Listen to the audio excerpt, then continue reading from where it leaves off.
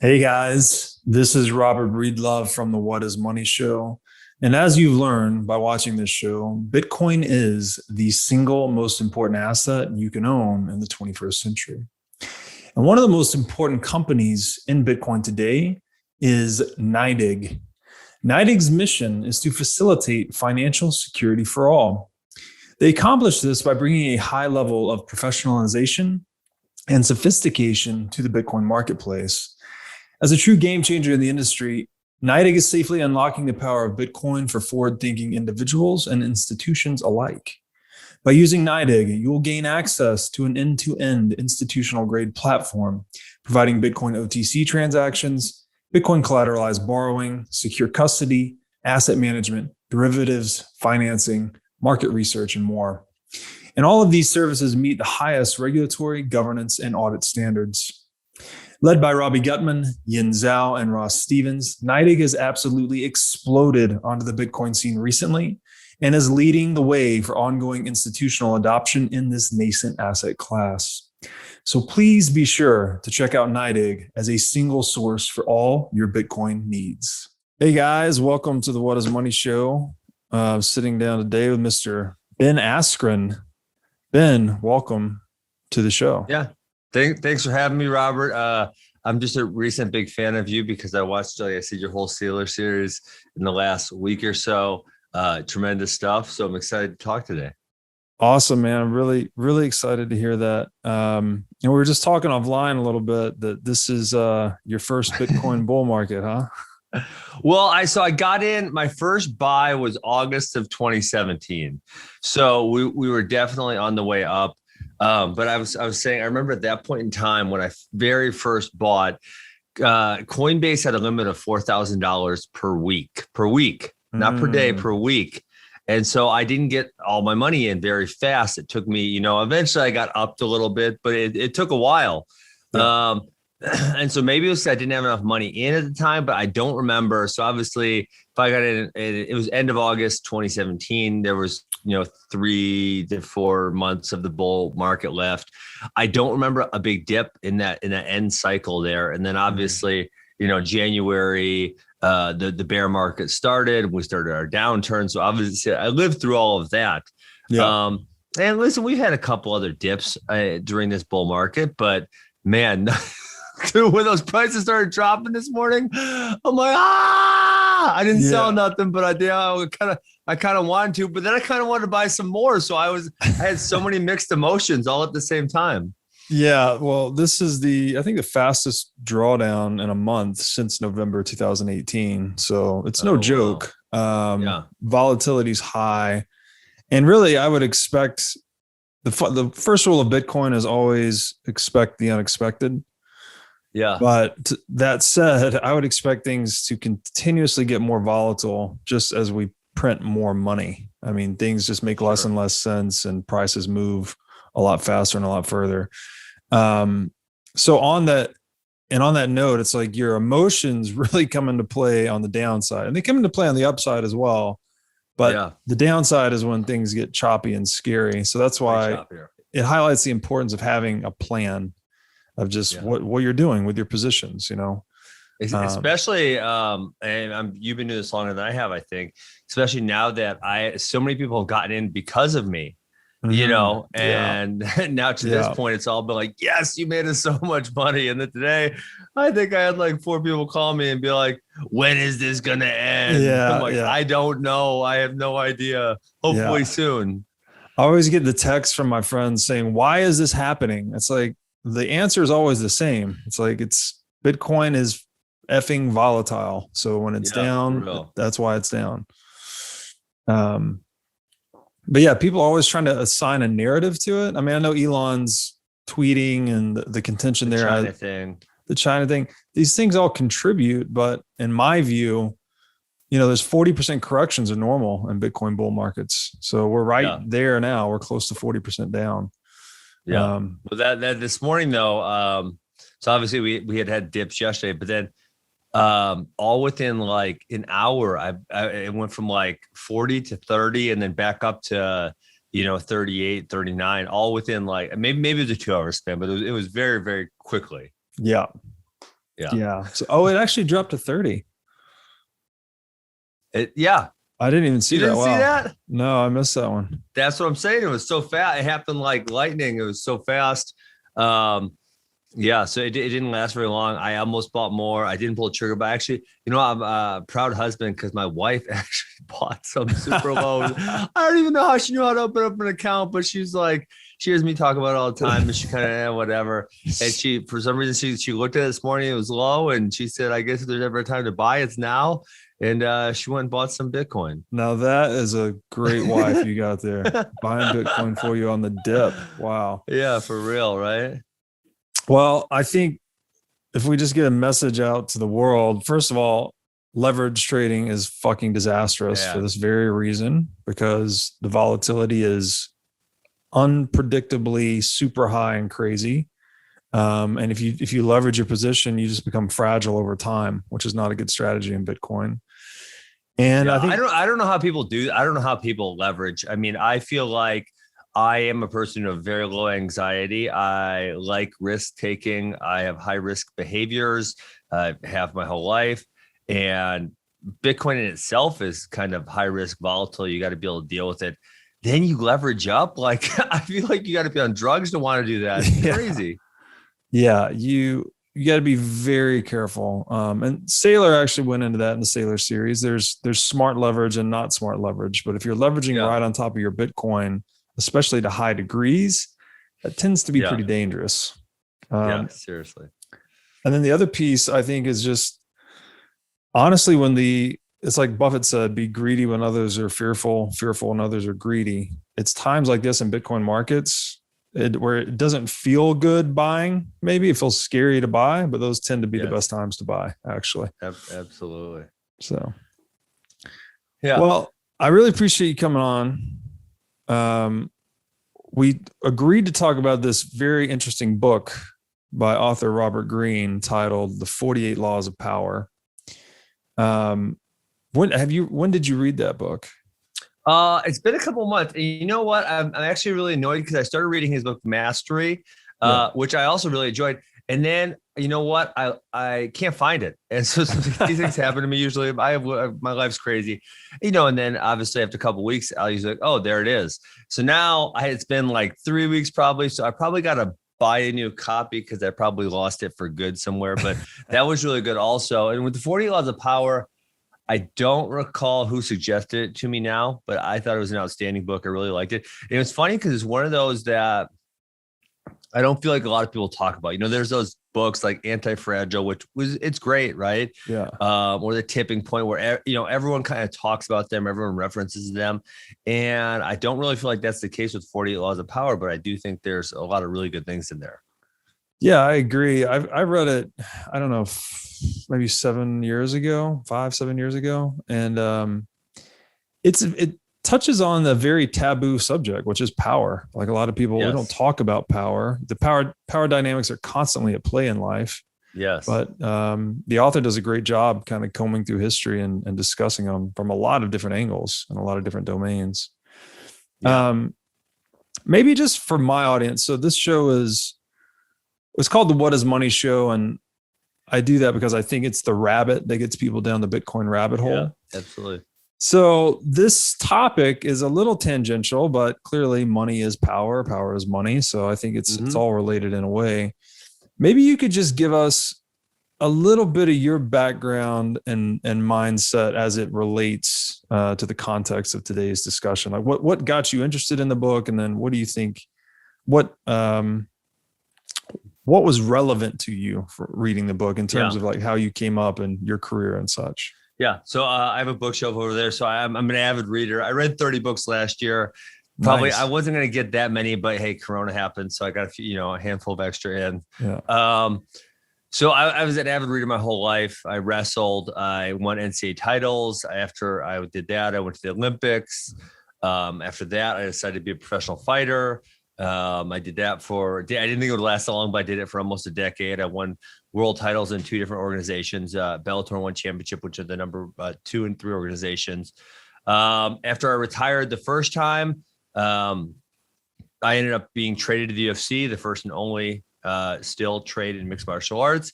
And it was interesting because I was kind of, I don't want to say kept out of the UFC, but contract negotiations and Dana White not really wanting me to be there kept me from being there the first time my contract ran out with Bellator in 2013. So I gave it a shot. I fought 3 times in 2019 in the UFC, went 1 and 2.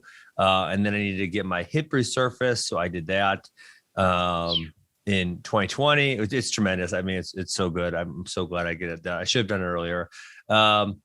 And then all the while, my brother and I started Askren Wrestling Academy in 2011. We now have 5 locations. So I love coaching wrestling, and that's kind of the passion of my life. I also podcast. So I have the Funky Crypto podcast. I have Funky FRB, which is a MMA podcast. And then I also do 3 podcasts a week. Well, a podcast 3 times a week for Flow Wrestling Radio Live, which is the number 1 show in wrestling. So I'm a busy guy. Super cool. Wow. The hip surgery, is that where they shave down the ball and socket and put it back? Yeah, my sister had that too. It's great, dude. It's so awesome. Wait, so I feel like I didn't answer your question. So to answer your question, why I thought it was relevant, it is taboo and no one likes to talk about power, but to not acknowledge that man, that's the essence of what moves things so many times. It is like, what leverage do we have, or what can they gain out of this, or what can I gain out of this, or why are these parts moving in a certain direction? And that's all organizations I've ever been involved in, whether it's my wrestling academies. And then, in there, we're dealing with, the Wisconsin Wrestling Federation. What do they want to happen? USA Wrestling. What do they want to happen? Flow Wrestling. What do they want to happen? Whether it's MMA, right? I told you, I was in 2013, when I finished my contract with Bellator, I was 12-0. I had held the belt for 3+ years. I was the number 5 ranked fighter in the world. And Dana White made the decision, which I still haven't said. I should sit down and have that conversation with him someday, to not sign me at that point in time when it seemed like an obvious sign to the UFC. And I had already burned my bridges with Bellator and said, I said, I'm out of here. I made good money. I'm a champion. The only thing I want to do now is prove I'm number 1 in the world. And I didn't get the opportunity to do that at the time. And so, it's like power moves everything. And to not acknowledge it is foolish. And so as I'm reading through the book, it's like, it makes you think of different scenarios you've been in your life. And obviously, I can especially think, like, in college, being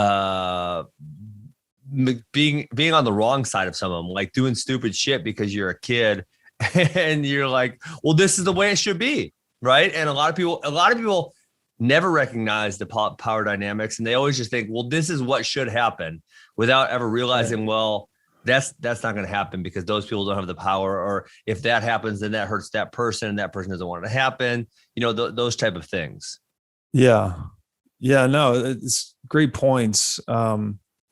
I think maybe we could try to define power a little bit as in context of, I guess, this book and the world more generally. So a couple of definitions for me come to mind is we've got one, the traditionally accepted definition in terms of, in the sphere of human affairs, we would say is kind of like your position in a hierarchy or the leverage you have over another group of people. And this could be economic, this could be physical force, this could be, I guess, intellectual force, maybe in a way. Absolutely. And then there's the other definition, which I think is closely connected, is the actual physics definition of power, which is the capacity for work over time. Mm-hmm. And work is force over distance. So it's like force over distance over time. And this is what's so, another thing I got from the conversation with the sailor is that the purpose of life is to channel energy across space and time, essentially. Mm-hmm. So what we're saying here is that rooting this definition of power in physics, they're sort of one and the same. The more force you can channel across time, that's the same thing as you holding sway in a hierarchy, because now you can just project words that other people will follow, right? So you're projecting, you're giving less effort, but creating greater results. So I think that was just a good lens to maybe get started with it. And then the first, I think the first time I really made recognition of it, because I said, I think I grew up like a normal kid, and my parents didn't talk about this type of thing. I kind of came from a blue collar family, and and I did something. I don't remember what was going on. The actions were, but we had this sports psychologist who worked with our college team, and I said, well, I don't know why that happened. She said, well, think about the social capital of the situation. And she's like, well, Ben, you have so much capital. You're good to people. People like you. They follow you. They trust you. And so, yeah, when you do this versus when someone else does this, it's going to make a significant difference. And that was like, I never really thought about it in those terms prior to that. But when she said it, it was like, oh, duh, you're right. I didn't make recognition of that, but you're 100% right. And so I think that was kind of my first, I don't want to say clue into it, but that was when I started really paying attention to that type of thing. That's an interesting term she used too, social capital, right? Where it's like, again, back to the economic properties of your reputation even. Yeah. And it really is, it's a primal force. Like we're talking about humans here, but it exists. You could look at chimpanzees, right? They organize themselves into a hierarchy as well. And it's not the most tyrannical chimpanzee that holds a position of power typically, because like a couple of his competitors will just tear him apart. It's usually the chimpanzee that curries favor with others. He takes care of the kids and the women. So it's not just hard and forceful. There's a very, especially in civilized human domains, there's a very soft and subtle side. And then a kind of counterpoint to that though is, and this is why the 48 laws of power is important, is it's essentially saying is every situation is not the same. And if you come to the fight with the same tool every single time, that ain't enough. And you're going to need different tools sometimes. That relates to wrestling a lot to me, because it's like, we can't do the same move, because if your opponent has a different action, then you need to switch your tactics. Right. And so, in the course of power, it's like, you said humans, yeah, obviously if one person is tyrannical, people are going to learn to hate them very, very quickly. But I think if you look throughout history, the most successful leaders, they don't use power often, but then generally they do use power sometimes. And when they do, it's swift, it's forceful, and people like that. People can say whatever the hell they want. People feel comfortable with the strong leader. They do. And so but they don't want that strong leader to shove it down their face 24/7, but they want to know that, hey, if someone comes to mess with my leader, that dude's got it, and he's going to come back at him. Yeah, no, that's a fucking great point. And again, it's primal, right? It's not something you can think away or think your way through, even to reflect on it and understand it. It doesn't remove us from its dynamics, right? We're still subject to power dynamics. And I like how you said that actually so he lays out 48 laws in the book. The last one in the book, which I think you just were speaking to, is this assume formlessness. Yeah. And the way he describes that, he said, the best way to protect yourself is to be fluid and formless as water. Never bet on stability or lasting order. Everything changes. And then there's a quote in there in regards to martial arts specifically. I didn't get who said the quote. It said, in martial arts, it is important that strategy be unfathomable, that form be concealed, and that movement be unexpected, so that preparedness against them is impossible. Absolutely. Yeah, no, I mean, that's great. I was actually, so some of my college guys, so I coach obviously, 5 through 18-year-olds, but some of my college guys are home for the summer. And, we were just talking about that yesterday, it's like, if your opponent knows exactly what's coming every single time, it's really easy to predict. Like if I know A, B, then B, then C, then it's simple. I can do that every single time. I know what to expect. And now, you can't come at them with, at least in wrestling, you don't have 100 choices, but you might have 4, right? Yeah. So don't do number 1 every single time, because they're going to be predictable. Sometimes it's 2, sometimes it's 3, sometimes it's 4, and you have to keep your opponent off balance. And I mean, so I think this law is everything though. And it's probably, like I said, I think what most people struggle with, and because it is a little bit taboo, and you need to make recognition of this, is that there is a moral right or wrong. Most people have a moral compass in America is based on Judeo-Christian values, and there's a right and wrong, but if you don't acknowledge how power affects right and wrong, and you just say, but this is right, but this is the way I want it to happen. Right. I mean, like I was in a business negotiation last week with someone I was negotiating, they were on my side, and they were saying, but this isn't right. It's like, yeah, but we don't have any leverage. We got nothing to make them sway their opinion. We have nothing here. If we had leverage, then we could push back and we could say, this isn't right. Yeah. And here's why we don't want it, but we don't have that. So right now we have to say, well, okay, we accept this. And then obviously now we go back to that tyrannical thing. Maybe in a later part of the negotiation or further on when we do business with that other counterparty, we don't forget this. And maybe if the leverages have changed and we have the high ground, Michael Saylor talked about the high ground a lot, a lot. Yeah. And so maybe when we have the high ground, we don't forget that this is what happened. Yeah. Right. And we use that high ground to our advantage, but right now we don't. And so we just have to accept this, and it's not worth fighting. No, that's a great point too. I think there's a law somewhere in there where he said, accept short-term defeats with the longer-term victory in mind. So that sounds like a strategy you're employing there. And there's, what's that old saying that all is fair in love and war? Because I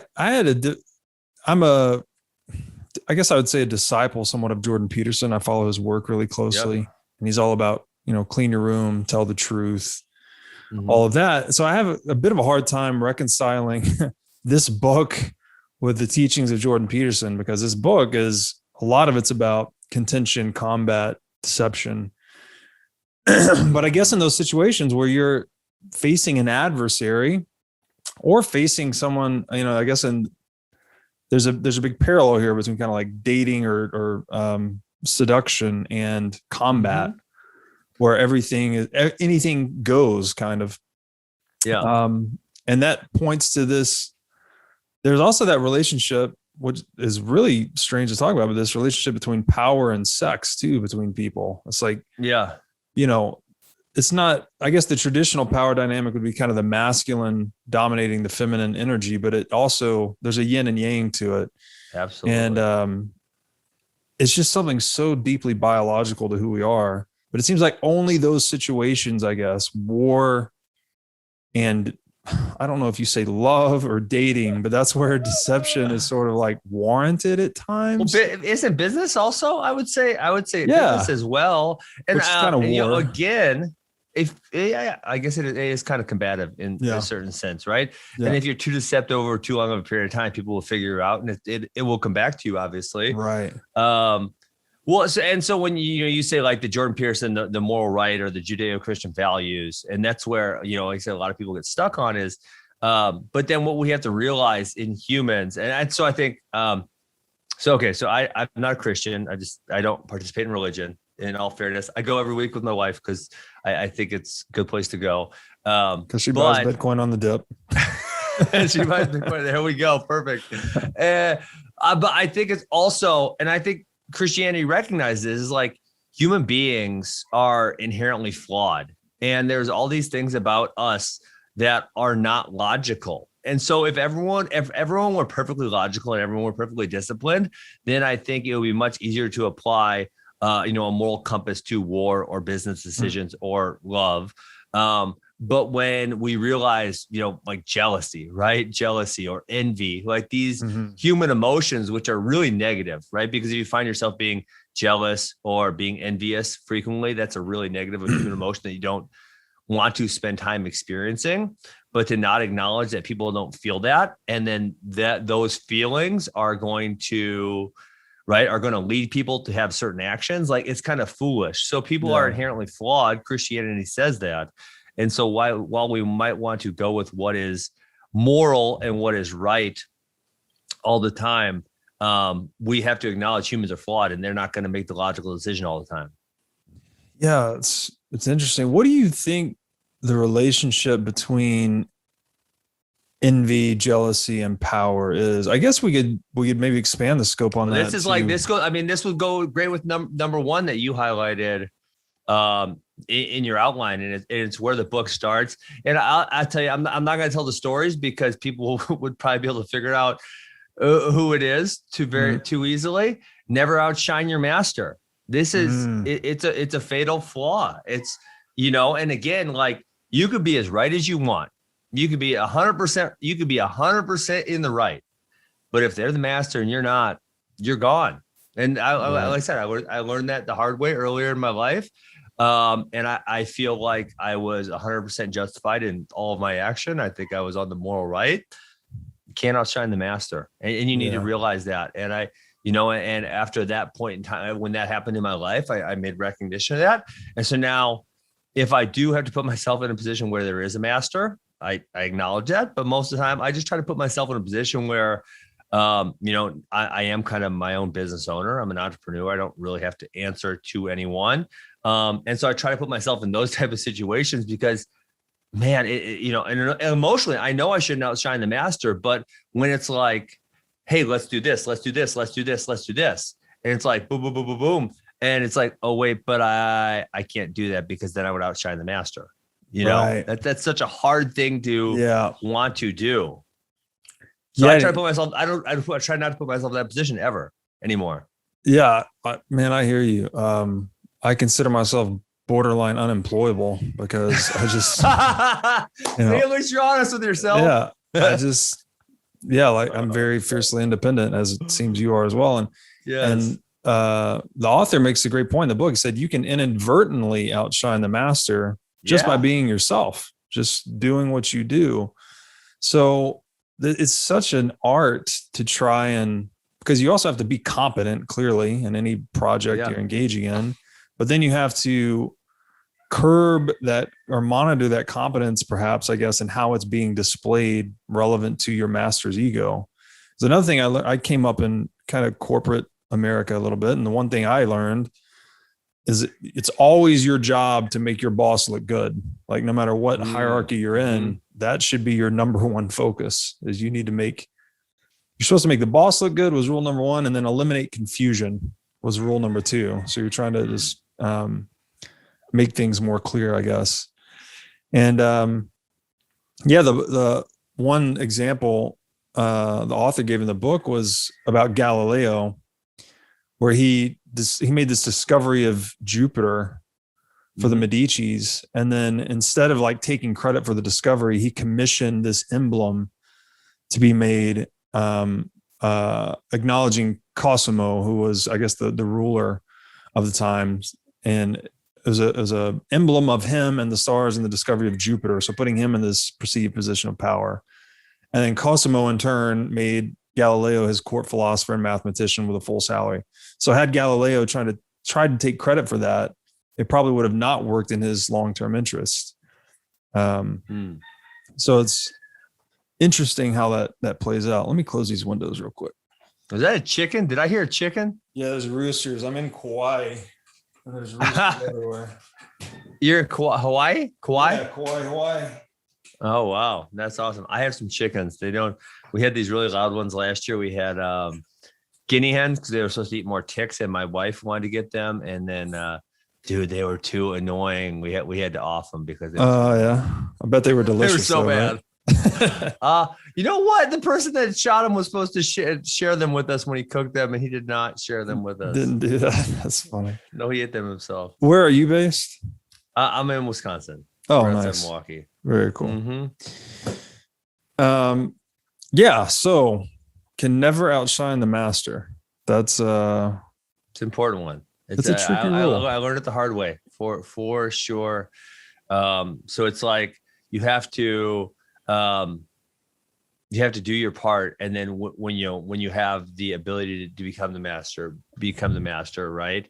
And then if you're, and I think it's important, like you said, to know yourself. Like I would have, so I don't want to say I'm unemployable, but I would have a very hard time if I was under a structure where I had to really be subservient to a boss. And luckily I'm not, and I don't have to be. Yeah. And so it's important to know that about yourself. But a lot of people really struggle with that because they don't realize that. And that was myself. I failed at that, and it cost me. I think it's one of the hardest things in the world to see ourselves, right, through the eyes of others. Because we all, clearly we're all just sort of looking out from behind our own eyes, and we think of ourselves in a certain way. We have a certain self-image, but quite often that's divorced from how others see us. Jordan Peterson makes his point that we outsource our sanity to others. So it's like you need trusted people around you that love you and care for you and can call you out, frankly, when you're stepping out of line. And that's just, I don't know, it's a hard one lesson of maturity. You have to go through these painful experiences of whatever, outshining the master or making these other mistakes. I think to learn and then also make a recognition of what happened. Like I realized what happened there, and and then I don't want to say I righted it, but I don't put myself in that situation, or minimally as little as possible. And so, I think that makes, I know you don't have a little, we don't have an outline on this one, but I like this one. I like this one as a follow-up to that one. And it's like, never put too much trust in friends and learn how to use your enemies. Mm-hmm. And we go back to human nature. We would love it if our friends were flawless and our enemies were totally hateable, but we're human and that's just not the case. Our friends have flaws and sometimes it could come at our expense. And I know a lot of people become heartbroken the first time that happens, but again, if we make recognition of it, it's better. And then just because people are our enemies, and this is something I do this, I don't want to say I do this a lot, but it's like, just because I don't like you or because you've done something to me in the past doesn't mean I can't forgive, and doesn't mean if we have a common shared goal that we can't work together. Mm-hmm. And if we do have a common shared goal, we might as well just work together, even if we don't totally see eye to eye or we don't like each other. And that's another one where, like, really early in my life, I don't think I ever would have done it. And now it's like, I would think I'm an idiot if I don't do it. Yeah. What's that quote? The enemy of my enemy is my friend, kind of thing. Yes, absolutely. And I think it's a great point too, that these aren't static roles. It's not like you just have friends and enemies. I mean, there's the roles and context, again, is constantly shifting. So you have to be adaptive to circumstances. Yeah. That one's tricky, man. Because like, especially with your, I mean, I think a lot of people can have their people they consider family, almost their friends. They've been their friends for so long. They're basically family. And when trust like that is broken, that's some of the hardest stuff you can go through, I think, as a human being. The feeling of whether it's betrayal or just a falling out, I think can be one of the most painful experiences a human can go through. I mean, my wife says I'm borderline autistic, and that's probably why I have an easier time separating my emotions from some of these things. But it's again, you go back to humans are flawed, and I don't think there's any freaking person on planet Earth that doesn't get through high school without their friends screwing them over in some way. Whether it's like they dated my girlfriend, or on a team, hey, they told an opponent a secret about me because they want me to lose, or I mean, come on, who got all the way through high school without something like that happening to them? So realizing that all humans are flawed, and your friends are humans. So and then obviously now I'm 36, so some of my friends I've had for damn near 20 years. And some of them have never done those things. So, I put a high amount of faith in those people. And if those people who've been trustworthy for 20 plus years were to let me down, that would be pretty hard. And I think it would be a tough circumstance to accept. But when those, your friends that, you've had for a year, 2 years, whatever, kind of loosely associated, when they do it, I mean, it happens to everybody. Yeah. Yeah. That's a great point, that high school, you could kind of consider as a microcosm for adult life, really. All the things, the popularity contests, the power dynamics in high school, they they exist throughout all of life, just at a kind of on a different level of playing field. Super cool. So another one that Robert, how old are you? I don't know. I could guess like as young as 25, but as old as 40. Maybe you keep really good at yourself and really good. I'm 35, so I'm right 35. There with you. Yeah. Same. Okay. Yeah. Cool. I'll be 36 in January. So nice. Yeah.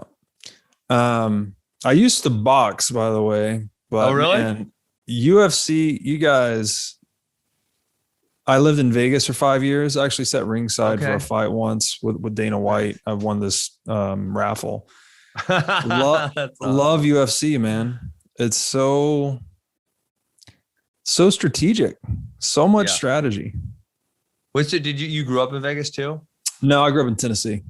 Oh, Tennessee, got it. Yeah. Yeah, I mean, so UFC. I mean, boxing is well, obviously, I'm not very good at it for one, but for number two, it's very simplistic, and is there's not a lot of things you can do, and then UFC mixed martial arts would be the ultimate expression of human combat because Yeah. not that there's no rules, but there's not a lot of rules. Like it's really really minimal, Yeah. and so essentially what you find out, and this was the premise of the UFC when it began in 1993, was which fighting form is the most effective. Yeah. We all at that point we didn't know. We all talked about it. We all said, well, this would beat that. Taekwondo is better. Yes. Wrestling's better. No one really knew jiu-jitsu at the time. Jiu-jitsu is the better. Oh no, a boxer would kill that guy.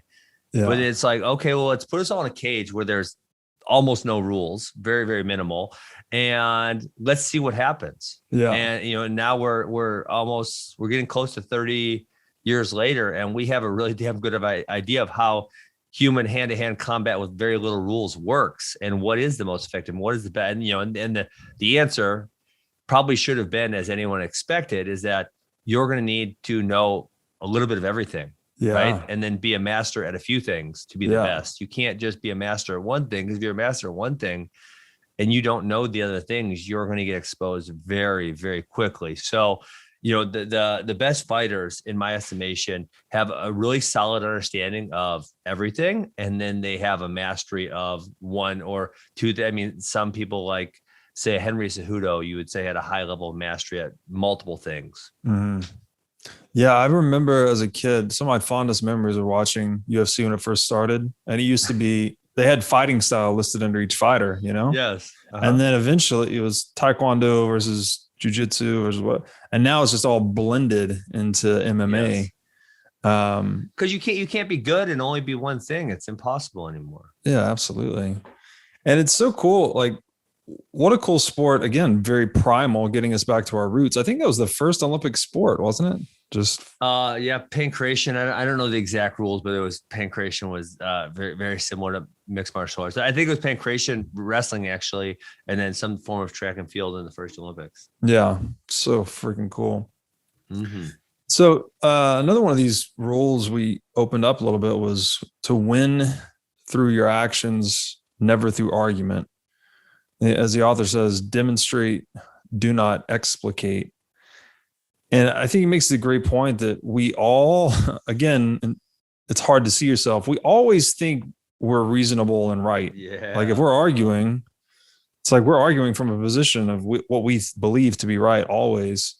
But it's so, because the other person thinks the same thing about themselves, it's like you're often talking past each other. And probably many of us have been in arguments with our significant other or whatever. And you get into these situations where it's like, you said this, you said that, and you're just completely talking past one another and it goes nowhere.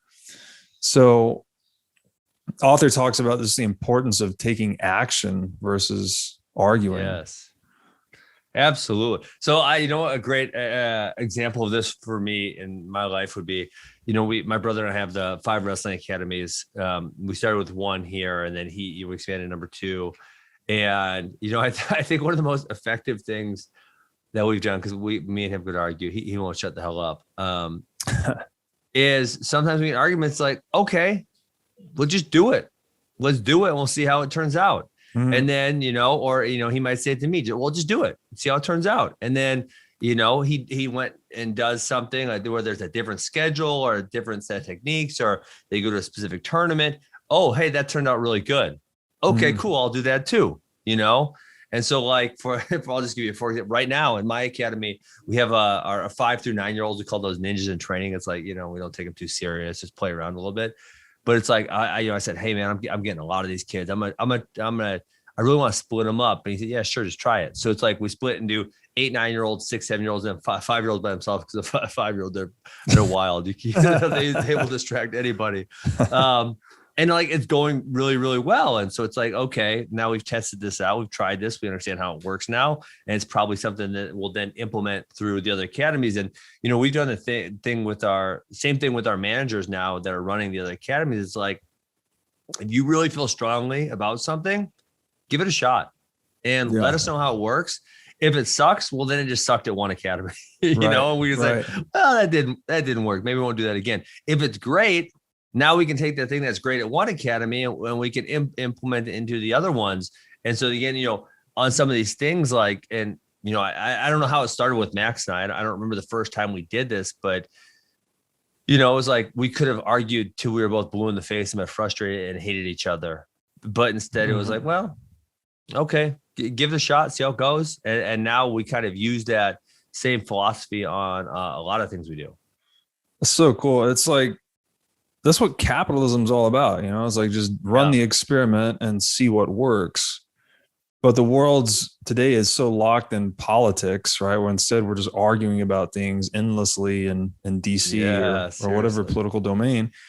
And that's what I think, I love about the digital age and, what Bitcoin is enabling in the world is like, people can now just go run the damn experiment. They don't need, to set up a business. You don't need to jump through all these hoops and regulations and get approval and argue with a bunch of people to go and do a thing. You just set up the website and, collect the money and run the experiment. Yep. I will tell you, one of the most, I hope it was you and Michael Saylor. I think it was, because that was all I listened to last week. One of the most insightful things that I don't even recall if it was you or him that said it, but you guys said something like, well, communism, one of the reasons it didn't work was it's from at the top, and essentially in a free market, you're having, all of these thousands of people running experiments, and then who's ever having the most success or whatever market is hot, a lot of economic activity will go that direction, right? And then there'll be all this economic input over there, and then something will get figured out and it'll expand. Whereas in a communist system, it's essentially coming from one place, and there's no way that central point knows as much as all the different nodes within the network. Exactly. And I had never really thought about it in those exact terms. I mean, obviously I know it doesn't work, but I thought that was a really brilliant way to put it. I don't remember if it was you or him. Yeah, no, it's, I don't know who said it either, but it's decentralized computing versus centralized computing, right? It's one group or one guy that thinks he's got it all figured out versus people not arguing, just experimenting to see what actually works. Kind of like you and your brother run the business. And that's what works in real life. Like, that's how we figure shit out. We do. It's not like we sit. Yeah. There's not I guess there might be this misconception that the inventor sits behind the curtain intellectualizing for a number of years and then he creates something. But that's not how things get invented, right? That's not how the Wright brothers flew an airplane. They're just a couple of bicycle mechanics experimenting until they got the thing off the ground. Yeah. And it's like with my wrestling, I don't want to, this is a wrestling podcast, and I hate sounding arrogant, but, I created a lot of new wrestling. I essentially came up with this what they started calling funk or funky, style. And you're, it's like probably for every one move that we actually had come out, that was like, oh, this is different. This works, and people are using this. There was 20 that didn't. It was like, well, hey, how about that? Right. Oh, how about that? How about that? How about that? Oh, that didn't work. Okay. The next day I'm going to try something different. And then the next day I'm going to try something different. And then, again, if we talk about multiple nodes on the system working together, I always go to that at University of Missouri. Our coach was smart enough to let us experiment. We had, let's say 8 to 12 guys who were all really sharp, and we'd kind of bounce ideas off each other. Like, hey, I tried this on you today, but you did that back to me. Why didn't it work? Right. And then we would kind of talk back and forth. And then this person over there would say, well, what about that? And so we have, 8 to 12 nodes on the network, essentially working on a problem together all simultaneously, as opposed to one central authority figure saying, do it this way, do it that way. Yeah. And so that was one of the things that allowed us to move so quickly through the moves, was because we had all of these different smart people thinking about the same problem, experimenting on the same problem, and then coming back at the end and saying, well, that didn't work. That did. Ooh, when he did this was really great. And, we really created a whole bunch of new technique in a really short period of time. That's so cool. Yeah, it's the distributed intelligence. Clearly, it's Yeah. smarter than one guy's intelligence, always by definition. Always. And Yeah. it highlights the importance, I think, of courage and humility, because you need to have the courage to do new things, almost knowing that 90% of them are going to fail, right? Or Yes. 95%, maybe. Who knows? 99%. And then the humility to learn, right? You can't be like, no, this is how it's done, to stick to some idea. You have to have the humility to take feedback from others if you're going to operate as one group. Yeah. Hey, when Michael Saylor said, and I'm just going to trust him that he's telling us correct statistics, but when he said 99% of publicly traded companies will be out of business after 30 years, that is like a mind-blowing statistic. And so when you think about what you just said of like, no, being willing to try something despite the fact that it's going to fail someday. I mean, and he said, well, these are publicly traded companies, so they've already made it to this point, right? They've already made it past all of these others to make it to this publicly traded status, which is in the business world incredibly high status. Yeah. And then after 30 years, 99% of them will still be out of business. It's like, holy crap! Why would I try anything? Because everything's going to fail eventually. Yeah. I think you're probably 99% likely to go out of business on the way up. So if you make it to publicly traded company status, you've then got an average lifespan of maybe it's 30 years. So yeah, the world is incredibly Darwinian. So you got to be humble. Yes. And you got to be courageous. Just coming back to this, I love this story. We're on the law, win through your actions, never through argument. He told this story about Michelangelo in 1502 Florence, where there was basically a big damaged piece of raw marble in the church Santa Maria del Fiore. Some other artist had screwed it up. He drilled a hole in the marble and messed it up. Mm-hmm. And Michelangelo convinced the owner of it, which was Piero Soderini, which was Florence's mayor, to let him try to salvage the piece. And Michelangelo decided to do a statue of young David with his sling in hand. And when he was putting the finishing touches on it, he had Soderini come and look at it. And Soderini looked at the statue and thought he was like an aficionado and said, oh no, the nose is too big. It needs to be fixed. And so Michelangelo, instead of arguing, said he just walked. Michelangelo realized he was standing at the wrong angle to view the nose. So he walked him to a better vantage point and then told Soderini to stand there. Michelangelo walked to the nose of the statue. He had a little chisel and some marble dust in his hand. And he starts chiseling, acting like he's chiseling on the nose and releasing just enough marble dust so it looks like he's actually doing something.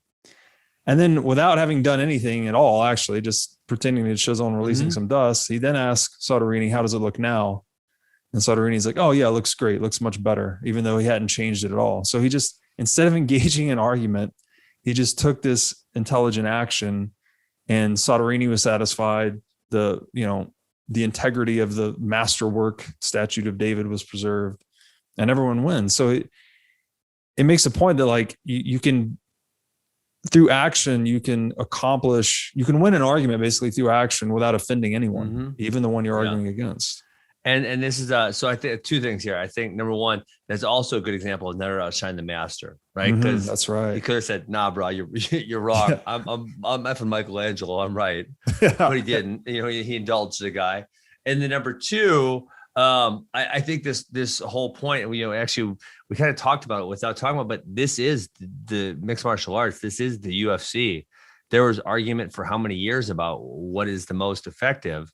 And now we put it into action and we have an answer, right? We could have kept arguing for eternity about which one's the best. And if we didn't take any action, just put human beings in a cage and say, well, what happens? Let's go fight. Let's see what happens. If we didn't do that, we would never know the answer. And now we have a pretty damn good idea of what the most effective fighter in the world looks like. Yeah, it's so true. This quote from Ballastar Gracian, he says, quote, "The truth is generally seen, rarely heard." So it's like action is just so damn important. We almost have to default to it all the time. Yeah, I mean, so for me, that was one of the things I loved about wrestling also was that, and actually it's almost one of the things that kind of,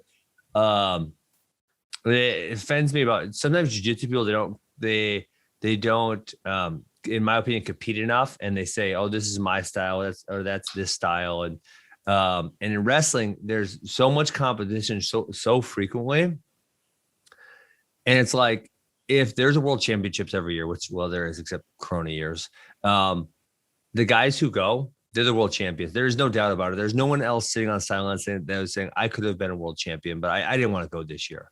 Mm-hmm. And so what we get to see, whether it's at the world level or the NCAA level, is what techniques work. And again, so some people can say, I have this magical technique. It works against everybody. And it's like, no, it doesn't. Like, if it did, you would be there. Right. If it was, you would be the best, and you're not. So your technique sucks. And so we get to see this very, very clearly in wrestling. It's like there is no argument. We could just look at the data. We can watch the matches. We can see what happens. We don't have to argue about, is this technique better? Is that technique? Well, let's just watch. Let's just see what happens. Yeah, it's like competition, whether it's in sports or in the economic sphere, it's a truth discovery process.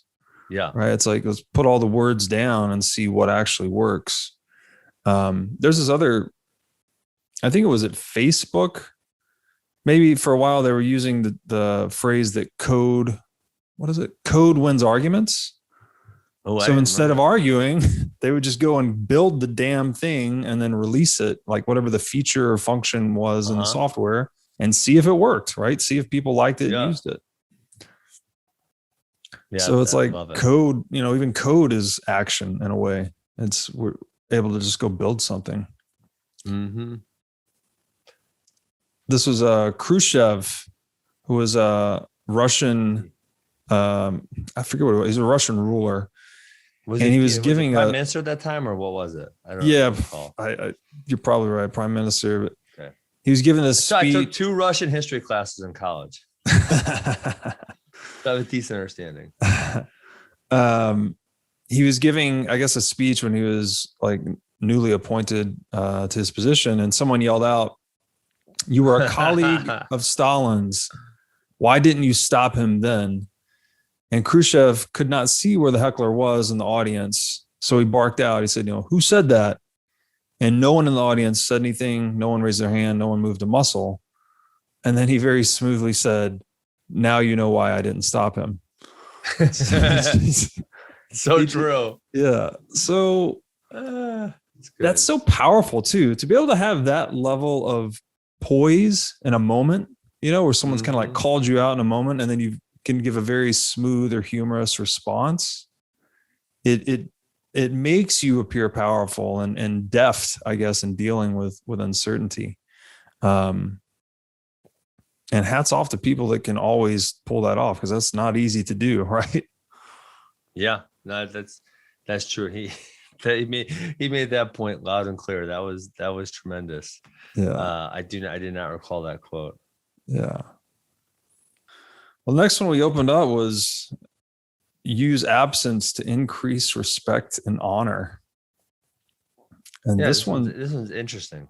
Yeah, it is interesting. And it feels a little, the deception kind of creeps in here, or it's like, if you're trying to make,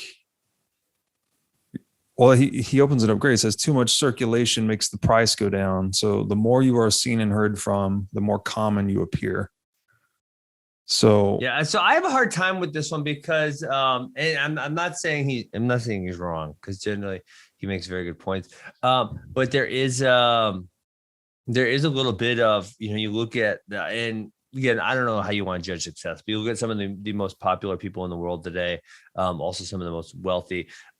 They're almost constantly in the news cycles, and so, in the one instance is like, yeah, obviously absence does make the heart grow fonder a little bit.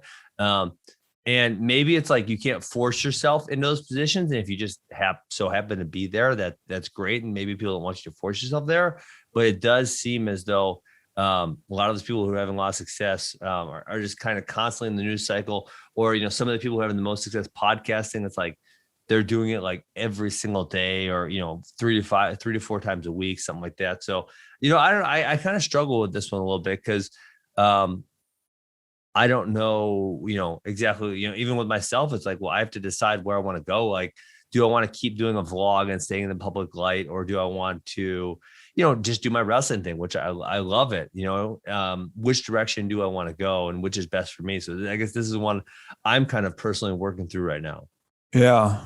Yeah. This one is a bit strange, I guess, especially in the modern age where, to your point, there's such a competition for attention, for eyeballs, that it seems like it might be a self-defeating strategy. I will say that, for me, I unintentionally, I may have kind of backed into this at times when I actually prefer to read and write. That's kind of my thing. I don't want to, I don't want to be on podcasts every day necessarily. I'm more introverted, I guess you would say. And I have noticed that it can increase your demand a bit, right? People want you more, just like he's describing, you're just a little more scarcely available for, say, a podcast. So there tends to be a little more demand for it. But I don't know that that's a good strategy necessarily. It's like, it's just something I kind of fell into. Yeah. Like I said, I can't say for sure because it's one of those where we, again, we haven't, I don't have the data metrics to back up what I'm saying. And so I kind of like, I go between the two. It's like, which one do I want to do? Am I even really concerned, or should I really just do what I enjoy? And if it so happens to be in the public light, like podcasting, right? I'm 3 days a week, I'm live on Flow Radio. And it's like, well, I really just enjoy talking about wrestling, and they asked me to be on the show and I enjoy it. So why not? Yeah. Right. Yeah. But yeah, is it like too much in the public light? And I kind of go back and forth with that one. Yeah, that's right. I think that's how you do your best work too, is if you're actually listening to what you value, what you find meaningful and enjoyable. Yeah. And do that. That's going to cause you to produce your best work. There was this quote that absence diminishes minor passions and inflames great ones, as wind douses a candle and fans a fire. And that actually reminded me of the opening lines of Anti-Fragile, where he talks about, actually he describes obsessive love as it can be anti-fragile. The more you try and resist it, the more obsessed someone can become. And so there's this, I guess there's some anti-fragility built into this a bit. But to the other point is like, this doesn't mean you can just kind of like go into hiding. People are going to demand your presence. You have to have established yourself to some extent. And then when they've become accustomed. It's kind of like Satoshi, because, oh my gosh, how popular would it be if Satoshi if he came back? Yeah. And I don't think it would be a good thing for the whole system. I don't think it would be a good thing. No, it would not. But listen, man, if he did a podcast, I don't even know, man or woman, I don't know, or group. I think it could potentially be a group. Yeah. Dude, what if Satoshi did a podcast with Robert Greene? How many views would it get? Dude, the most ever. I'd probably eclipse Joe Rogan in one episode. It's like, seriously, right? He's I think he identified as a he. Someone told me that. I can't confirm, but yeah. My feeling is it's a group. I don't know. What is your feeling? Yeah, I would believe it was a group, given the complexity and whatnot. But I really have no good speculation on it. There was a good piece written recently about I forget his name now. It was a developer that committed suicide, and someone made a case. They were like looking at his Twitter activity and his background, and they sort of overlaid it with Satoshi, and they made a case that it could have been him. Wow. Which is a really powerful article, just because it was talking about suicide and all that. But my feeling is that with the original wallet not being ever accessed, that whoever has that is either dead or is a group of people, and together they burned it or they got rid of it, so none of them had access to that. And I feel like if it was a single, we're talking about human emotion again, if it was a singular individual and that individual is still alive and well, like not ever touching that, dude, that will be, I don't know, that would be like the most disciplined person that Earth has ever experienced. Yes. I mean, agreed completely. That would Yes. be a Christ, almost a Christ level Yes. of restraint, I guess, it just, because You would be you would be one of the richest human beings on planet Earth right now, you'd or have maybe the richest. you'd have the greatest liquid net worth for sure by far on Yes. Earth. You'd way more than anyone. Even at, what are we at, 40K right now? So you'd have a 40 billion liquid net worth. Yeah. No billionaire has 40 billion liquid. Not even close. Mm-hmm. So, yeah, interesting to think about. Yeah, I guess you could say Satoshi is the greatest example of this in a way, right? Like he made himself very indispensable to this project and then he just completely disappeared. And now if he came out of the woodwork, a podcast with him would carry the greatest premium ever. It really would. Yeah. Okay. I love the image. This book is super cool too. So it's the way it's structured is he'll describe the law and then he goes through like a transgression of the law, an observance of the law. He'll interpret it. Yes. And then he'll give an image sometimes. I might be missing a few here. And then at the very end, he'll talk about a reversal where the law can actually go into reverse. And the image he gave of this one was the sun. And just saying that it can only be appreciated in its absence. The more days of rain, the more the sun is craved, but too many hot days in a row and the sun is overwhelming. So the point is to learn to obscure yourself and make people demand your return. Yeah, that's a great way to put it. And we've had a lot of rainy days in a row in Wisconsin. So I feel that very, very, and you probably hate the sun because you live in Hawaii. Well, Kauai fortunately gets a good mix. Like we get dumped on. It rains almost every day, so you get enough mixture. Okay. But I lived in LA for a few years before this, and that can be too much sometimes. Mm-hmm. Yeah, for real. It feels like to me my conception of power when I was younger is it something you're kind of like,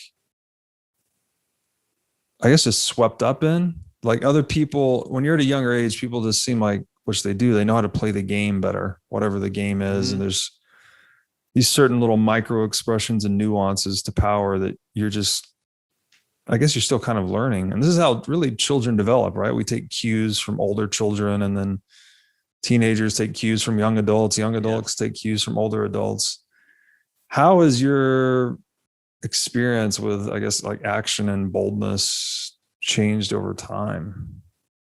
So I would actually say this category is something that I excelled in because it was always just like whatever I wanted to do. I just went and tried to do it. And my wife says like, there's a part of you where it's just like just whatever you do is what you do, and especially when you're younger, you don't take recognition of what other people do. And she always says like, that's so rare, for someone to just like go try and not be worried about anything. And so for me, that's something I had a strong point in. And, I feel like this is a stupid story, but I think it kind of really embodies this a little bit. But I had a group of people over last year and there was one of the guys, I didn't know that well. I mean, I met him like twice and we had interacted on social media and he was playing my disc golf course. And there was this tree I went to push down. And I don't know if you ever pushed down a dead tree, Robert. It is so much fun. It bends, and then and it goes down. It's tremendous. I would highly recommend it if I were you. And so I went down there and I'm going to push this tree down. And I was like really struggling. And the guy he just went, boldness. It came down, started pushing that tree with me, and we smashed it. And it was like, yeah, that was so awesome. And just like a lot of people, especially someone who didn't know me that well, right? We only met once or twice. To have the boldness to just come down and push down that damn truth with me, it was like, and so I almost felt like an instant connection to this person. Like we understood each other a little bit better. And I appreciated his boldness and his willingness to just go push his fucking tree down. And he didn't hesitate and think, well, what if I get hurt? What if that tree falls on me? I didn't have to talk him into it. I didn't explain anything. It was just like, hey, Ben's trying to push that tree down. Fuck it. I'll go push that tree down. Let's do it. That's so cool. And so I think that kind of like embodies it, and so, like I felt an immediate connection, and it was something that I think very few other people would. I would say 95% of people would just stand there and look at you. Like, what's that guy down there doing? Yeah. What? So do you think, you said this has always, I guess, come natural to you. Do you think it is then genetic, or like what is it in you that has just, I guess you would say you've defaulted to action, right? Like whatever you're going to do, you sort of just go after it regardless of the risk to some extent. Yeah, absolutely. I don't know. My wife would say it's because I'm partly autistic. And I would say, I told you about my background, kind of like really blue collar parents, just, hard workers, no, like, we talk about this book, no political skills, none of this savvy of, working the system to work their way up or anything like that. It was just, go to work hard, save some money. I don't know what kind of background you grew up in, but that was, that I feel like that's a lot of America. The generation above me, right? Or above us. Yeah. And so it was like, I didn't really see them do a lot of talking or negotiating or bargaining. It was just like, they just took action. I'll say one thing about my mom. My mom, one time she ran 1,000 days in a row. Wow. It's like, well, that's action. It's like, they ain't talking about getting in shape. That ain't doing it. It's like, she went and did it. Wow. She did it 1,000 days in a row. And so it's like, that was what I saw. And so, when, I would go back to like really, really early days. When I was younger, I played all sports. And then, when I was in 5th grade, it was like, well, I want to get better at wrestling. And it was something I came to on my own. My parents didn't make me do it. And it's like, well, I want to quit baseball because I want to wrestle more because I want to be better at wrestling. Yeah. And now that I coach wrestling and I'm dealing with 5 through 18-year-old kids, for an 11-year-old to want to just make that decision, there's not a lot of 11-year-olds that are making that decision on their own. And then the following year when I was 12, I was overweight. And I just made a decision, and it was like, hey, I'm going to lose weight. I lost 30 pounds, not water weight. Like I was fat, and then I became skinny. And it was just like, hey, Mom, I don't want you to buy ice cream anymore. I don't want you to buy. There was like, I literally stopped eating like everything except healthy stuff. I didn't eat, and now I'm medium healthy. Medium healthy, not super healthy. Was like, I'm not going to drink. I'm going to stop drinking soda. I'm going to stop eating ice cream. I'm going to stop eating cookies. No donut, no nothing. And so I lost 30 pounds. And so it's like, action. That was all I knew. There was no talking. There was no negotiating. There was no politicking. It was just like, and that, honestly, and when it makes sense why I ended up where I ended up in wrestling, because wrestling is a sport of action. You're going to get nowhere by talking. It's completely egalitarian. 2 people go to the center of the mat, they shake hands, and you're going to figure out who wins. And the 48 laws of power don't actually really apply within the sport of wrestling, within the circle, because it's just, you're going to shake hands and either you're going to be better than the person or you're not. Yeah. Yeah. Just pure physical power at that point. And technique. And that's so fun. Yeah. Go ahead. Yeah. And so, obviously in strategy, right. But it's all within you. Is it your intellect? Can you use that? Can you use your strength? Can you use your cardio? Like, what can you use to defeat the other person? But to my point, talking is not gonna, you can't negotiate like, hey man, how about you just give me some back points and then I'll let you talk to my girlfriend. It doesn't work like that. So funny. Yeah. So this is where we pick up our programs almost, is that we emulate the actions of those around us, largely from our parents. So that's interesting. You identified that coming from your mom. And then I was overweight too when I was 12. I was like, I was always a tall kid, but I was probably 5'10" and 200 pounds when I was 12. When you were 12? Yeah. So very Whoa. tall, but husky, you know, and Yeah. similar by the time I was 14, I was like 6 foot tall, but 170 pounds. Like I dropped 30 pounds and grown a little Mm. bit. Um, and yeah, I don't know. I guess it's just funny. It's nice to meet a fellow fat kid because not many people know what it was like. Yeah, for real. That's serious. But Phil- yes, I mean, in his boldness category though, um, and honestly, he's on our shit list right now. But I think another guy that kind of embodies this is Elon Musk. It's yeah. like, he sold his first company and he didn't really have to do anything. He could have cashed out and went and sat on the beach, bought a house, and that's it. That could have Yeah. been it, right?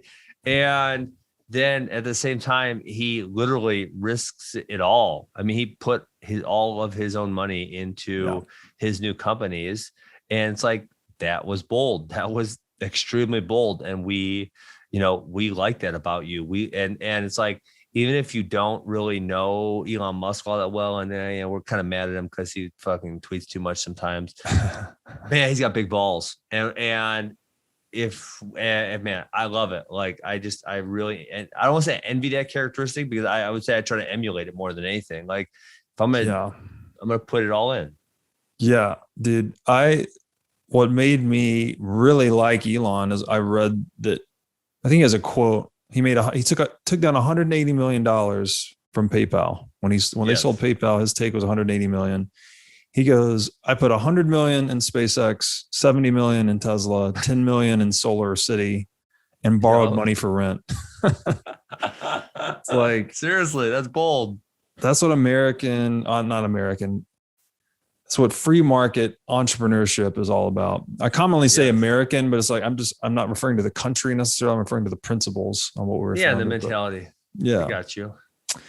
But man, that's a great point. And yeah, he's just on the shit list lately because he's trying to bring ego into Bitcoin, and Bitcoin has no ego. It dispenses with it very quickly. So, well, I thought it was just for as someone who is about as high up on the intelligence curve as it gets, I thought it was rather ridiculous that he didn't just go do his research and realize, like, a lot of the points that he was bringing up, like they've already been hashed out like 7 billion times. Like, we already know the answers to those. Like, you're bringing like block size. You're going to bring up block size. Is that what we're talking about? Block size. Come on, man. That's been hashed out already. Again.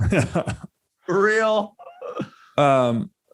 So what do you think though? Cause it seems to me like he just really likes to be like internet troll, like, and funny, I guess. But so it boils down to me. It's like, I just don't trust what he tweets at this point. It's like, whatever he's saying, maybe he's playing this 48 laws of power game to a level I can't comprehend, but I've just learned to like not even believe the tweets that are coming out, but his 55 million followers seem to. Yeah. Well, so we go back to human behaviors.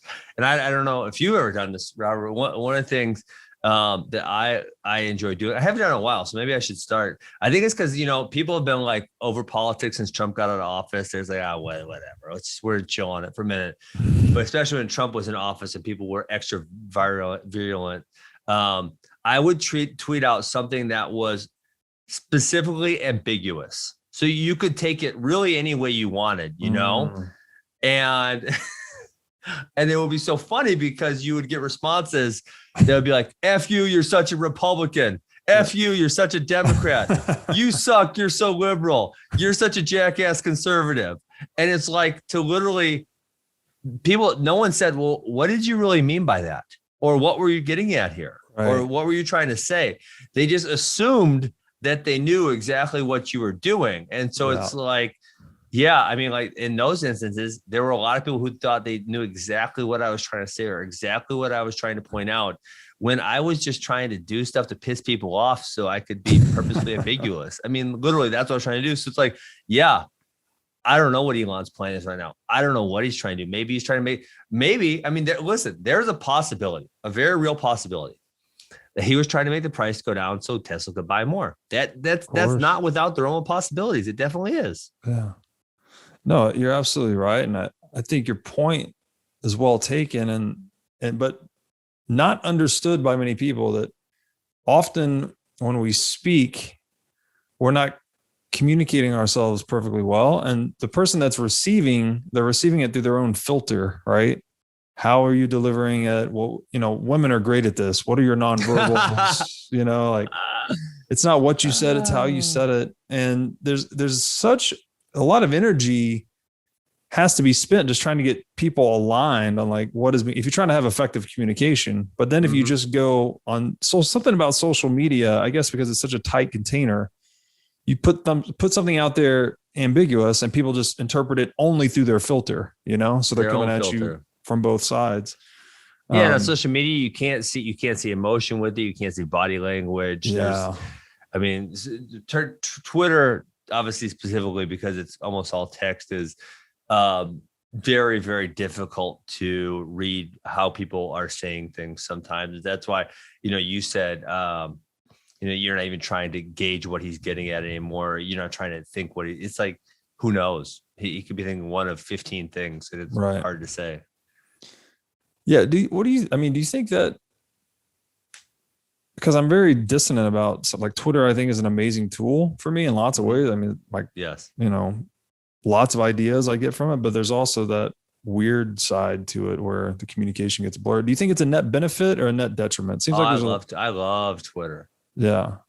But for I think you need to know how to filter, not reading a whole lot of the comments, and then, searching the things you want to search. And then also, kind of like that, actually, like that friend concept we were talking about earlier, when, someone's been your friend for 6 months and they stab you in the back. It's like, oh, okay, well, I didn't see that one coming, but yeah, now if someone's been your friend for 20 years and they've been a solid person and they're stabbed you in the back and then they stabbed you, you're like, whoa, so it's like, you follow people and then, you think, oh, this guy's got some good ideas and they're pretty sharp. And then you start to see them, tweeting about something, and it makes you realize, wait, they have no idea what they're, especially in areas where I have expertise, like fighting or wrestling or that type of stuff. And, they're full of crap. And then also you could really, if you question whether, is this true, you can click through and you can kind of read through the comments and you get, hive mind type stuff, and you get a general consensus and you can follow links. So I actually think if you learn how to filter Twitter right, it's the greatest source of information on planet Earth. I think you said it well there. It's access to the hive mind. That's the big benefit, because you can then check your own ideas or check the ideas you found, and you just get to truth a lot faster, I think. But the filtration is key. Filtration is key. Because you can put yourself in a weird echo chamber that will confirm anything or disconfirm anything. And not getting emotional, I guess. Another strange thing on Bitcoin Twitter I've observed is people get really nasty towards each other on tweets. It's like true. If you have to, but then you see them at a conference together and they're like, everyone's so docile. Yeah, that's so true, isn't it? So funny. Yeah, that is. There's the one, the very, I think it's probably the most correct meme ever, where the two dogs are really aggressively barking at each other, and the gate moves back, and so there's no more gate, and then they act normal. It's so good. Yes, but that is so true. Bitcoin Twitter, crypto Twitter can get very nasty. It can get very tribal, which I guess that's probably I follow crypto Twitter more than other sections of Twitter. Yeah. So I guess that's probably pretty normal. People are very tribal. But yeah, it can get that way. And then there's a whole bunch of dog shit in crypto Twitter. People trying to sell dog crap projects. And there's so many people who are naive and don't understand, and they get caught up in the thing. And then they buy Safe Moon like a dumbass. Yeah. Yeah. It's really, if you go out of beyond Bitcoin Twitter into crypto Twitter, I'm sure it's extremely bad. Yes. So another thing the book does that I really like is in the margins, he has those fables and stories, that sort of reinforce the laws that he's describing. One of these, again, we're on the law that's interaction with boldness, just this little short fable. He said, quote, a boy playing in the fields got stung by a nettle. He ran home to his mother, telling her that he had touched the nasty weed and it had stung him. It was just your touching it, my boy, said the mother, that caused it to sting you. The next time you meddle with a nettle, grasp it tightly, and it will do you no hurt. So the point being, do boldly what you do at all. So is that true with the nettle plant? I feel like it would still stab you. Yeah, I don't know. I just don't even know what a nettle plant is. Maybe it's crazy. I like what she's saying here, but I don't know with the nettle plant. I'm not sure on that one. It'll just stab you worse. Definitely possible. Yeah, if you just I guess the point being is not to take half-hearted action. Yes. Right? It's like if you're gonna do something, commit and do it all the way. But yeah, I don't know. Is it even useful to educate someone with that? It seems like that sort of comes naturally to you. I guess it could be learned if you see other people doing it, but this is harder, I think, to get these things through cognition, like reading about it. You almost need to see it in action to really adopt the behavior. Yeah, I would say definitely that. And then the other, if we go back to kind of high school kids' behavior, because I think it's a good teaching point, because we all, well, not all of us, most of us went through that period of our lives, right? Obviously, there's some homeschooled kids or small private schools or whatever, but most of us went through some type of large high school setting.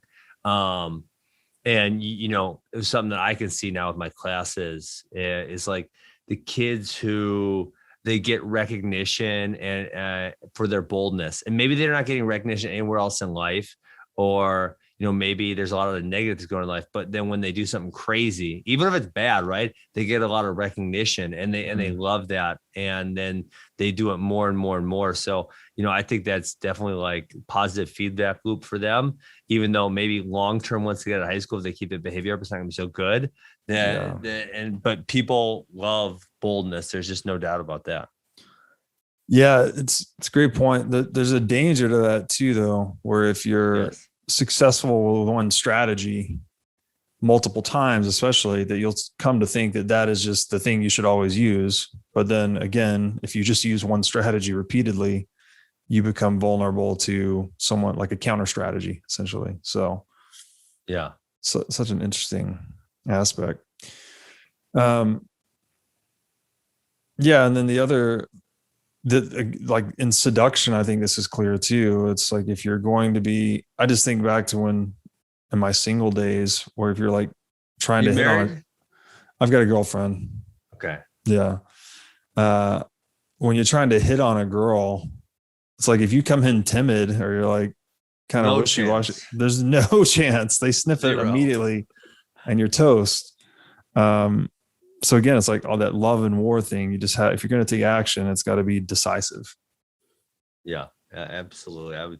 I would say this. Yeah, it is something that came more naturally to me. I told you on a handful of the other ones how I definitely recognize a point of failure in that one, or I experienced like the negative side of it before I kind of figured it out. But on this one, this was something that like kind of came naturally to me early on, and I still use it to my advantage when I need to. Yeah, well, I think it's a great pattern of behavior. I'm sure it's also a very common among leaders, I think. So I'm sure it's contributed to your leadership qualities and why people look up to you. Absolutely. I got I don't know, 15-ish more minutes. One of the other ones I don't know if we can just discuss. Can I step to anyone I want to? Well, let's go anywhere you want. Anywhere I want. The one it's funny, but this is another one where you see people make mistakes, but never appear too perfect. And that's it. You go back to high school. Everyone hates the goody two shoes. Yeah. Everyone hates the teacher's pet. Yeah. And it's important to, and so I think this is important in social media. But show your flaws and failures too, because everyone has them. And so I think the part that people get to hate is like, we know it's there.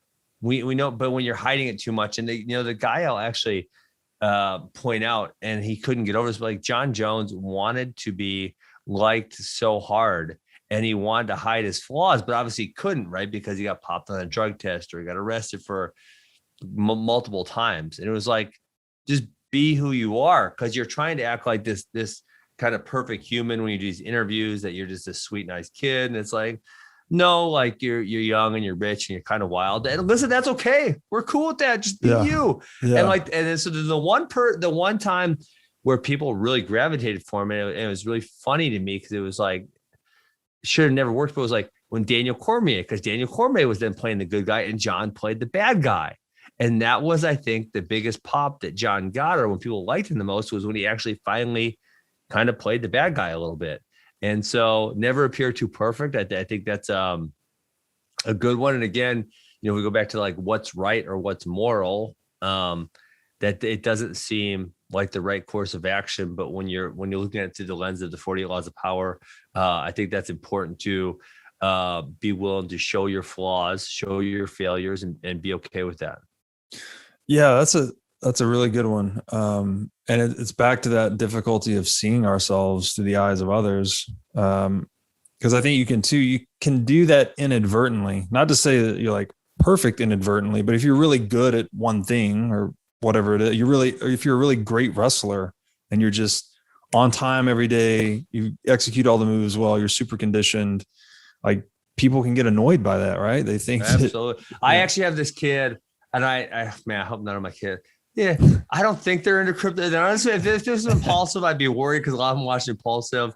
I don't think they're into crypto podcasts in middle school level. But I have one kid, he's like kind of perfect. Like he does everything right, Yeah. And it's like a little bit you can sense it, and it's not there yet. He's younger, so I think as he ages, if the same trajectory keeps going, a lot of kids around him will start to get jealous, and they'll try to kind of pull him back down, or undercut him a little bit.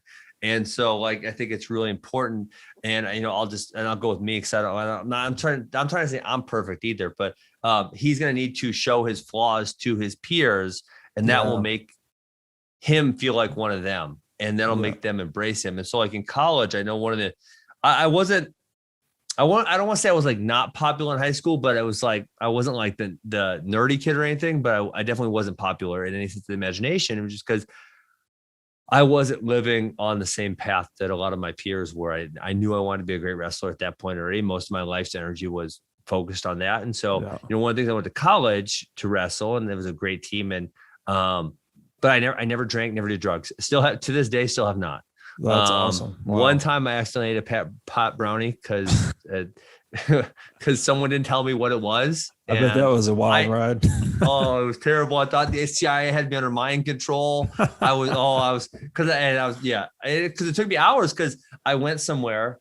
Someone I trusted. It was who was living there. It was someone else's stuff. And I said, what is this? And they said, it's a protein bar. So I said, okay. So I ate a big chunk of it.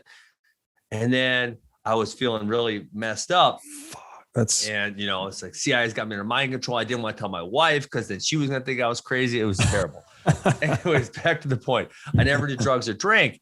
And so, I was thinking one of the things I got along with my college team, like my best friends ever, so close with all them. And I think one of the things that was really important for me was I never made them like feel bad about not living as clean of a life as me, or not wanting to not drink, because they thought it was like, cool, you guys drink, cool, whatever, I'll go party with you guys. I'm not going to drink. That's what I'm choosing for my life, but I'm not going to make you feel guilty about it whatsoever, And so like, we didn't have that friction there. Whereas I think if I would have acted like the goody two shoes, like, well, I don't drink because I want to be a good wrestler. Which that was what it was. I didn't drink because I want to be a good wrestler, right? Yeah. And well, you're drinking, so you must not want to be as good as me. I think if I would have made them feel those vibes, there would have obviously been a lot of pushback. Right. And because I never made anyone feel like that, it was like, well, hey, listen, that's what you want to do. You do that. And, when you're in the room, let's work hard together and whatever, Yeah. And I think that was one of the things that allowed me to bond to them the closest. Whereas if I would have been that perfect goody two shoes, I would have kind of been looking down on other people for their life choices. We would have had a lot of issues. And like I said, I'm actually doing a reunion with my college team this summer. I have 30 dudes committed to come to Wisconsin with their families. It's going to be like the most fun thing ever. Wow. So that's what it's about then, right? It's because if you appear too perfect or too ideal, you're almost like you're judgmental, right? Or people feel judged. Yes. That's what it is, right? Well, actually, I think it's chapter 2 of Jordan Peterson's book. You remember that chapter? It's called blanking. What made me think of it was Jordan Peterson. He says every ideal is a judge. So what he says in chapter, what the whole chapter 2 is about. I'm blanking on the name of the chapter right now. I should look it up. Is that people are more likely to give their pets medicine than they are to take their own medicine. And the idea is that people almost think so negatively about themselves that they're not worthy of, the same care that they would give their animals even. And, they feel those things about themselves. And so not every kid who drinks, and not every time, right? But there's probably a little bit of that, right? It's a discipline thing. They're saying, I'm choosing to do this because I think it's gonna be fun, or I'm gonna enjoy myself. And I know if someone asks me, and I know deep in my heart that's probably not the best decision for my wrestling career or whatever. But so if you make them feel even more guilty about that, they're going to really push back, and there's going to, probably be some retribution directed towards you for that. And if you just make it feel like, hey, like I said, you're just a human, you're fine. Your decisions are your decisions. You do what you want to do, and you don't make them feel guilty, or you don't make them feel like they have a lack of discipline. Then there's gonna be no pushback, right? There's gonna be no retribution from them. Yeah. So you're humanizing yourself effectively. If you're too perfect or too ideal or too goody two shoes, you don't seem human. Yeah. I think this is really important with, so that's something I do with my kids too. And this is maybe not seem too perfect, but it's kind of on the same wavelength of that guilt thing, like kind of chapter 2, Jordan Peterson is like, I actually got this advice from a different coach, but it's like, don't ever make them feel bad for not being in the room. Because generally with most of the kids I coach, I have a really good relationship. And he said, and this is the guy telling me this also, I feel the same way. I have a really good relationship with most of them. So, hey, listen, if you're here half the time, great. Love it. I'll coach you when you're here. If you're here 80% of the time, great. I love it. I'll coach you when you're here. If you're here 100% of the time, great. I love it. I'll coach you when you're here. But the second that I start making you feel guilty for not showing up, then you're going to avoid me, because we have a good relationship. So you don't want to feel guilty because you're not coming there. And so what kids will start doing if you make them feel guilty is they'll just start avoiding you, because they don't want to let you down. They don't want to let you down. They like you. We have a good relationship. Yeah. And they don't want to let me down. So I don't want to make them feel like they're letting me down. Right. Now I may twist the tactic a little bit on, something it's like a different tactic. So we're getting the same result. The kids, like, I might ask them, what their goal is in wrestling. And then if they tell me I want to be a state champion, or I want to get a college scholarship, then when I'm not seeing them very much and they're going to do whatever they do in summer as opposed to training, then when I see them, I might say, hey, remember, you told me you wanted to earn a college scholarship. Well, listen, I've only seen you twice in the last month. So how are we going to do that? Yeah. And so then it's not me making them feel guilty. It's like, well, you told me this. Yeah. And I want to help you get there. My job as a coach is to help you get to that goal. And so, how are we going to change this, or how are we going to make that happen? So that way it's not like making them feel guilty. It's making them accountable to what they said in their own goals. Yeah. There's another point somewhere in the book where a governor was saying that the trick is to make the governed think it was their idea, to carry out your ideas, but make them think it was their idea, which is, it's just more motivating that way. So maybe on the subject of goals and aims, like what is your big goal? What is your big aim now at this phase in your life? Like, clearly you've accomplished a tremendous amount in first short little run here. Where are you headed now? What's the impact you want to make? Yeah, it's tougher when you get older, because when you're younger, you can be so singular and focused. It's just, first long part of my life is like, I want to be a great wrestler. And that was it. I didn't really think about much else. That was all I really wanted to do. And, now when you get older, it's like, I have my kids. I have to think about them and my relationship with them. I have my wife. I have to think about my relationship with her. I have to think about my own personal finances. And now, now I have 5 academies. And so now I have to think about making sure all of those are successful, and making sure I'm giving all of them the right amount of energy and time and that type of thing. And obviously because of my success now, I also have lots of options. So I got to, weigh my options, get better at saying no. I would say my biggest goal, and I'm not gonna say this is ever gonna change. And I think we're close to already there, but I want to be the biggest wrestling academy system in the country. I think I think honestly we'll be there in like a year. Right? We're pretty damn close if we're not there already.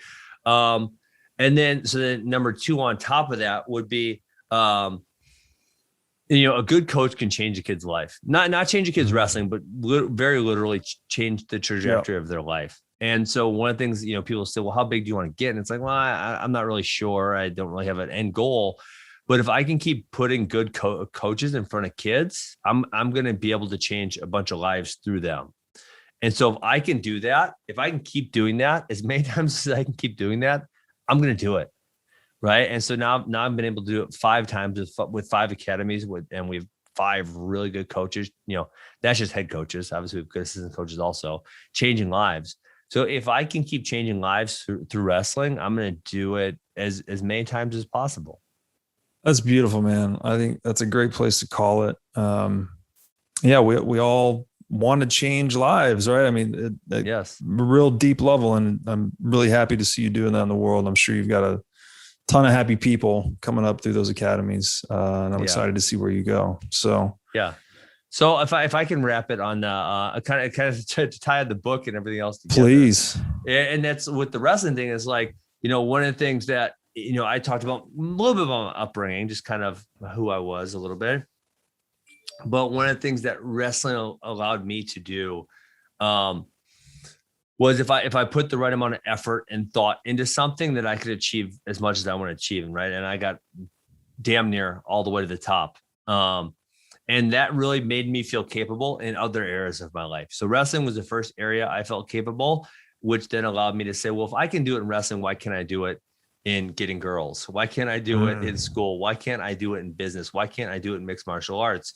And just using the same, I'm going to put a lot of work into it. I'm going to think about it. And, I'm going to do all these things I did to do wrestling. So it's like, this is really, it's kind of sad, but there's so many kids in the world who don't have someone telling them that they can do it and you are capable and you can do it. And there's a lot, even parents and peers that kind of shit on kids and say, no, you suck, you're terrible, you'll never be anything. And so if we can just do that through wrestling and no, you can do this, you're capable, and then have kids achieve and whatever it is, right? It might be a conference title, it might be a state title, it might be a college scholarship. But again, if they can learn that they're capable, like I learned, why can't they go apply that to every area of their life? And there's not enough people telling kids today that you are capable, you can do it, go do it. Beautiful. Yeah. Just building confidence, competence, and giving them the power, right? Giving them that inner power. Absolutely. So good, man. Ben, thank you so much for coming on. This has been awesome. Bless. Great to meet you. Great to connect with you. Love to hear the story, and talk to you again soon. You got it. Thanks, Robert. Appreciate it. All right, man. Peace.